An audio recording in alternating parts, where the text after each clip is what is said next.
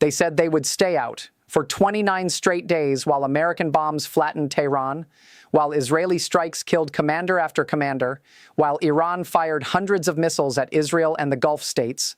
The Houthis watched. They held their most powerful weapon in reserve. They let Iran fight alone against the most powerful military on earth. And every intelligence analyst, every Pentagon briefer, every diplomat flying to Islamabad this weekend was quietly relieved that the one group capable of opening a second front had chosen restraint. On Saturday morning, March 28th, the one-month anniversary of this war, that restraint ended. A Houthi ballistic missile launched from Yemen crossed into Israeli airspace. Air raid sirens screamed across southern Israel. The IDF scrambled its interceptors. And while the world was still processing what had just happened, the Houthi deputy information minister picked up his phone, opened CNN's messaging app, and typed 6 words that should stop every person watching this right now cold. Closing the Bab al-Mandab Strait is among our options. 6 words. And with those 6 words, the entire strategic map of this war changed in a single Saturday morning. Because the Houthis did not just fire a missile at Israel. They put their hand on the trigger of the only escape valve the global economy has left. And they are telling you to your face that they are ready to pull it. Let us make sure you understand exactly what that means, because most people hearing this story think it is about a missile that was intercepted and caused no casualties. It is not. The missile is almost irrelevant. What matters is where the Houthis are standing and what they are standing next to. The Houthis control the entire western coastline of Yemen. That coastline looks directly across an 18-mile-wide gap at the Horn of Africa. That gap is the Bab al-Mandab Strait, the Gate of Tears. Through that 18-mile opening passes 12% of all seaborne oil traded on Earth. Through it passes every ship trying to reach the Suez Canal from the south. Through it flows the emergency bypass route that Saudi Arabia has been using to reroute its oil exports since Hormuz closed on March 4th. For 29 days, while Hormuz has been a dead zone for commercial shipping, the Red Sea has been the lifeline. It has been the one artery keeping some semblance of global energy supply moving. Saudi Arabia responded to the Hormuz closure by rerouting its oil through a pipeline that runs across the country to the port of Yanbu on the Red Sea's western coast. Daily oil loadings at Yanbu more than doubled. That rerouting was the only meaningful bypass working at any scale during this entire crisis. And that bypass route, every tanker using it, every barrel moving through it, passes directly within Houthi missile and drone range. The Houthis did not even need to fire a single weapon to threaten it. They just needed to exist on the Yemeni coastline and keep their missiles pointed in the right direction. On Saturday, they did more than exist. They fired. And then they called CNN. And they said, closing Bab al-Mandab is among our options. Do you understand what they just threatened? They threatened to close the emergency exit while the building is already on fire. The Houthis entering this war on the one-month anniversary of Operation Epic Fury was not spontaneous. It was not emotional. It was not a reaction made in the heat of the moment by a group of angry fighters watching their patron get bombed. It was a deliberate, calculated, strategically timed decision that reveals more about how Iran has been managing this entire war than anything that has happened on the battlefield over the past 29 days. Think about what the Houthis have been doing during this period. While Iran fought America and Israel alone, Houthi leader Abdul Malik al-Houthi went on television repeatedly and said his forces had their fingers on the trigger. He said they were ready to act at any moment. He held rallies in Sana'a with tens of thousands of supporters waving weapons and Iranian flags. He gave interview after interview declaring solidarity with Tehran. He built anticipation. He was deliberately positioning himself and his group as the most dangerous actor in this war who had not yet entered. And that position gave Iran something extremely valuable that is difficult to quantify, but impossible to overstate. The Houthis held in reserve were a deterrent more powerful than the Houthis actually fighting. Because as long as they had not entered, the threat of them entering hung over every American military planning session, every diplomatic negotiation, every shipping insurance calculation. Every Pentagon general thinking about how to force open Hormuz had to factor in what happens to American naval assets in the Red Sea the moment the Houthis go active. Every diplomat trying to negotiate through Pakistan had to factor in what happens to the peace process if a second front opens. Every shipping executive trying to decide whether to route a tanker through the Red Sea bypass had to factor in what happens to insurance costs the day the Houthis announce they are in. The moment the Houthis fire their first shot, that deterrent converts from a threat into a reality. And realities, however dangerous, can be planned against. Threats cannot be fully contained. So for 29 days, Iran kept the Houthi card face down on the table. And then on Friday, Israel struck Iran's nuclear facilities. The yellowcake uranium production plant in Yazd was hit. The Shahid Kondab heavy water complex in Iraq was targeted. Iran's foreign minister Araghchi declared Iran would exact a heavy price. And on Saturday morning, the Houthis turned over the card. Now, here is the military dimension of Saturday's development that most coverage is missing entirely, and that you need to understand because it changes the American strategic picture in ways that will echo through this war for weeks. On the exact same Saturday that the Houthis fired their first missile at Israel, the USS Gerald R. Ford, the United States Navy's most advanced and most expensive aircraft carrier in the world, arrived in the Croatian port of Split for repairs. It had previously been in Crete for repairs after a fire broke out in its laundry area on March 12th. The Ford was one of the primary American strike platforms during this war. Navy pilots flying from its deck participated in the strikes on Iran. It is currently sitting in the Adriatic Sea, which is as far from the Red Sea and the Strait of Hormuz as you can get while still being on the same side of the planet. Now, here is the problem. If the United States needs to send the Ford back to the region to respond to the Houthi threat and protect the Red Sea bypass route that Saudi Arabia is using to reroute its oil, it faces a choice between two deeply uncomfortable options. Option one is routing the carrier back through the Mediterranean, through the Suez Canal from the north and down into the Red Sea, which means sending the world's most capable and most irreplaceable warship directly into a combat zone where the Houthis have already demonstrated across 2 years of Red Sea warfare that they can fire anti-ship ballistic missiles, drones, explosive-laden boats, and sea mines at anything that moves. In 2024, the USS Dwight D. Eisenhower was subjected to such an intensive campaign of Houthi attacks that its deployment was severely complicated and its mission effectiveness was degraded. In 2025, the USS Harry S. Truman faced a similar experience, taking so many incoming threats that Trump eventually negotiated a Houthi ceasefire rather than continue the campaign. Option two is routing the Ford around the entire African continent, around the Cape of Good Hope, and north through the Arabian Sea back into position. That takes weeks. During those weeks, the Houthis can escalate their campaign against Red Sea shipping as aggressively as they choose, and the Ford cannot be there to respond. This is the strategic bind the American military is now in.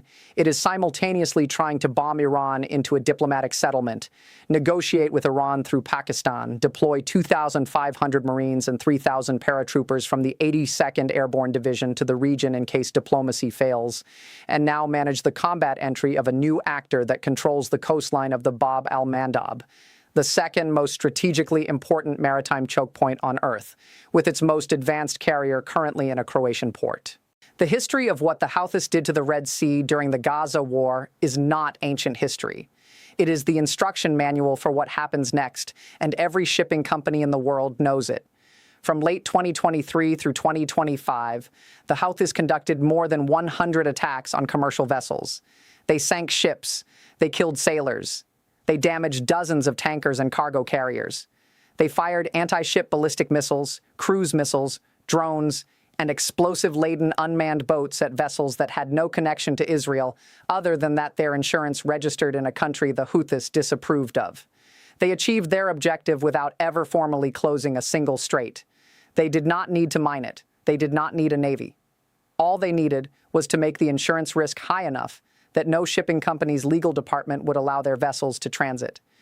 During that campaign, war risk insurance premiums for Red Sea transits became so catastrophically elevated that rerouting around Africa was the cheaper option for most operators. Maersk, the world's largest shipping company, paused all trans-Suez sailings. MSC ordered its ships to avoid both Bab al-Mandab and Hormuz. CMA-CGM suspended bookings for temperature-sensitive cargo. Hapag-Lloyd rerouted. Costco pulled back. Every major shipping line made the same calculation. And as a result, shipping rates on Asia-Europe routes increased by nearly 300%. Transit through the Suez Canal dropped by 70% at the peak of the crisis. Ships added 12 to 15 days to every voyage by going around Africa. And all of that economic damage happened when Hormuz was open, when 20 million barrels of oil were flowing through the Persian Gulf every single day, when the global economy was not already in the middle of an energy crisis that the IEA has called the worst since at least the 1970s. Now layer a Houthi Red Sea campaign on top of all of that. On top of Hormuz already closed for 29 days. On top of oil already above $100 a barrel. On top of the S&P 500 on its longest losing streak in 4 years. On top of the OECD projecting G20 inflation at 4%. On top of the Federal Reserve frozen on rate cuts because war-driven inflation is already eating into American household budgets. On top of gas prices at their highest since October 2022. On top of Goldman Sachs warning that elevated oil prices could persist through 2027, even after the war ends. The analysts at Goldman Sachs who warned that a credible Houthi threat to Bab al-Mandab could push oil toward $120 may be describing a floor rather than a ceiling. There is one detail in how Saturday's Houthi entry unfolded that reveals exactly how sophisticated their information and strategic warfare operation actually is, and why they are not the unsophisticated militia that some comfortable Western commentary likes to depict them as. The Houthi military spokesperson Yahya Sari announced the attack on al-Masirah, the Houthi satellite television network. That announcement established the military fact of the attack for their domestic audience in Yemen and for the broader Arab media world simultaneously. That is the message for their base. Then the Houthi Deputy Information Minister Mohammed Mansour did something entirely different.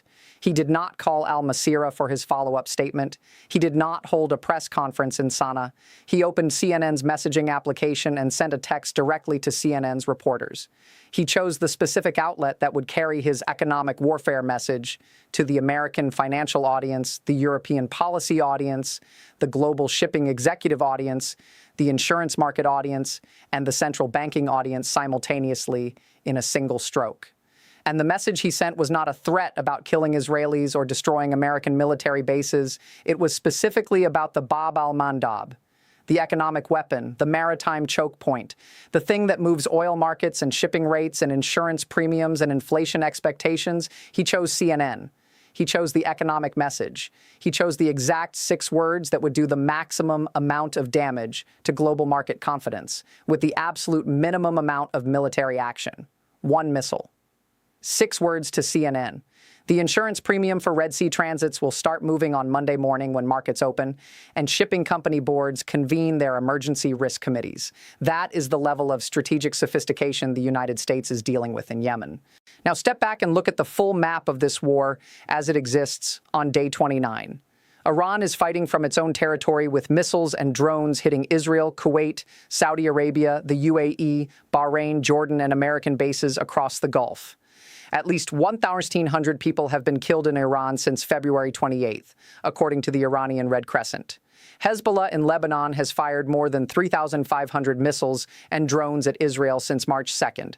At least 142 people have been killed in Lebanon in Israeli strikes since the same date. Iraqi militias linked to Iran have been active throughout the conflict. And now the Houthis from Yemen have entered with their first missile and their 6 words about closing the second choke point. The war that started with the United States and Israel striking Iran on February 28th has in 29 days expanded to encompass Lebanon, Iraq, Yemen, the Strait of Hormuz, the Red Sea, the Bab al-Mandab, the Arabian Sea, and the maritime approaches to the Suez Canal. Every major shipping corridor connecting Asia, the Middle East, Africa, and Europe is either already a combat zone or has now been explicitly threatened by an active combatant. That is not a regional war anymore in any meaningful definition of the term. That is a global economic conflict being fought through maritime choke points by Iran and its network of proxies against the United States, Israel, and every government and corporation and consumer whose supply chains and energy costs run through these waterways. The geographic relationship between the 2 straits that are now simultaneously threatened deserves to be understood completely, because it is the key to understanding why the Houthi entry is a fundamentally different category of escalation. Hormuz and Bab al-Mandab are not 2 separate problems. They are sequential gates on the same pipe. Ships leaving the Persian Gulf oil fields of Saudi Arabia, Iraq, Kuwait, and the UAE exit through Hormuz at the eastern end. They cross the Arabian Sea. They enter the Gulf of Aden at the southern end of the Arabian Peninsula. They pass through Bab al-Mandab at the western entrance. They enter the Red Sea and travel north. They exit through the Suez Canal into the Mediterranean and continue to Europe. That entire route is one continuous corridor. The national newspaper in Abu Dhabi described it precisely. Bab al-Mandab and Hormuz are sequential choke points on the same energy artery. Hitting both would sever Gulf exports to Europe end to end. There is no other meaningful route at the scale required. The Cape of Good Hope alternative adds 12 to 15 days to every voyage and increases fuel consumption dramatically. For crude oil tankers already stranded in the Persian Gulf because Hormuz is closed, the Cape of Good Hope route does not even help because they cannot get out of the Gulf in the first place. The Houthis threatening Bab al-Mandab while Hormuz is closed does not create two independent problems that can be managed separately. It threatens to snap the single remaining thread connecting Gulf oil to the rest of the world. The Islamabad peace summit that Saudi Arabia, Turkey, and Egypt are sending their top diplomats to on Sunday was already facing overwhelming odds before the Houthis entered the war. Iran had rejected America's 15-point ceasefire proposal and issued 5 counter-conditions of its own, including permanent sovereignty over the Strait of Hormuz and war reparations. Trump had extended his power plant strike deadline a third time to April 6th, after 2 previous deadlines expired without consequence. Iranian Foreign Minister Araghchi had gone on state television to say his government had not engaged in talks and did not plan on any negotiations. Every analyst tracking the Islamabad summit was pricing in low probability of a breakthrough. Now add the Houthi entry to that calculation and every probability drops further. Iran now has 3 active proxy forces engaged simultaneously on multiple fronts. If Iran wanted a diplomatic solution this weekend, the signal it would send is telling the Houthis to stand down after 1 missile and demonstrating to the Islamabad summit that it can control its allies. If Iran instead allows the Houthis to escalate their Red Sea campaign this week, it sends the opposite signal. It tells every government in Islamabad that Iran is not ready for a deal and is instead expanding the conflict. The next 48 hours of Houthi activity will tell you everything you need to know about what Iran actually intends to do at the negotiating table before April 6th arrives. And here is what makes the Houthi entry the most consequential moment of the war's second month, beyond all the economic and military analysis. During the Gaza war, the Houthis ran their Red Sea campaign for over a year before Trump negotiated a ceasefire. That ceasefire lasted until conditions changed. The Houthis do not stay stopped. They pause, they reload. They resume when their strategic interests are served by resuming. If they escalate from Saturday's single missile to a sustained Red Sea campaign, the question of how to stop them becomes immediately pressing. Trump's previous campaign against the Houthis in early 2025 involved weeks of intensive bombing that cost approximately $1 billion and ended with Trump declaring a ceasefire that the Houthis effectively ignored within months. Saudi Arabia spent years fighting the Houthis and failed to defeat them despite massive financial resources and air power.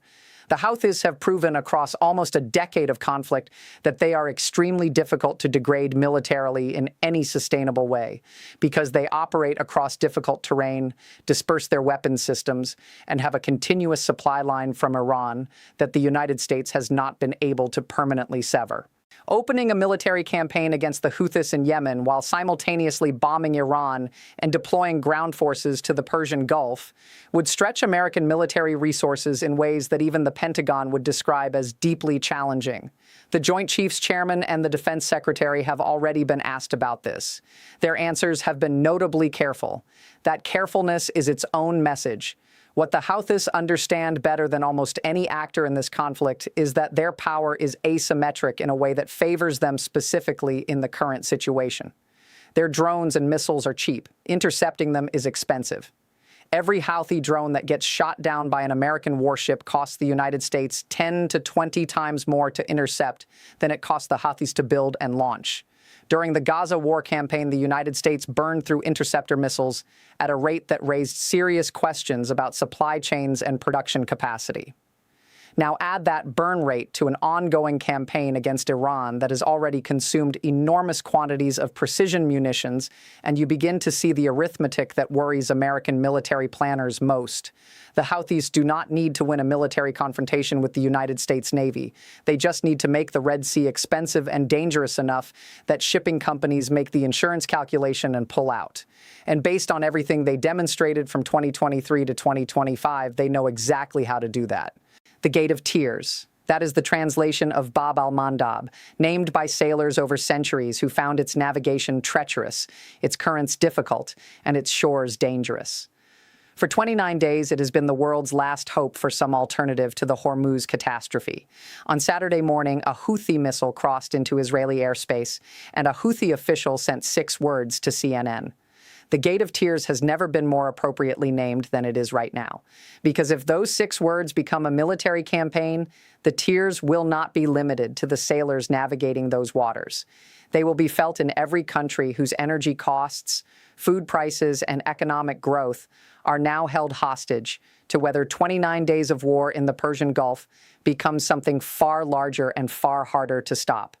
This story is moving faster than any single news cycle can track, and the next 48 hours around the Islamabad summit and the Houthi response to it are going to determine whether this war finds a way out or whether April 6th arrives with 2 closed choke points, a stalled diplomatic process, and a Trump administration facing a choice between a 4th deadline extension or the most dangerous military escalation of this entire conflict. Every development matters right now. Every shift in the diplomatic track, every Houthi announcement, every oil price movement is connected to everything else. If you want to stay ahead of how this unfolds, drop a comment right now and tell us what you think the Houthis do next in the Red Sea. The people who have been following this story from the beginning in this community have been more accurate about how this war develops than most of the analysts being paid to cover it. Your perspective on what happens at Bab al-Mandab in the next week is more valuable than you might realize. And if you found this breakdown useful, sharing it with one person who does not yet understand why the Houthi entry changes everything is the most important thing you can do today.